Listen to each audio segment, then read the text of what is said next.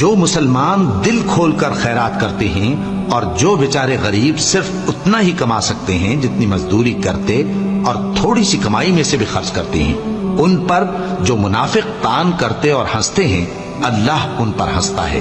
اور ان کے لیے تکلیف دینے والا عذاب تیار ہے۔ تم ان کے لیے بخشش مانگو یا نہ مانگو برابر ہے،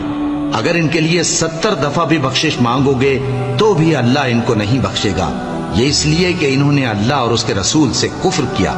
اور اللہ نافرمان لوگوں کو ہدایت نہیں دیتا۔ جو لوگ غزوہ تبوک میں پیچھے رہ گئے وہ اللہ کے پیغمبر کی مرضی کے برخلاف بیٹھ رہنے سے خوش ہوئے اور اس بات کو ناپسند کیا کہ اللہ کی راہ میں اپنے مال اور جان سے جہاد کریں،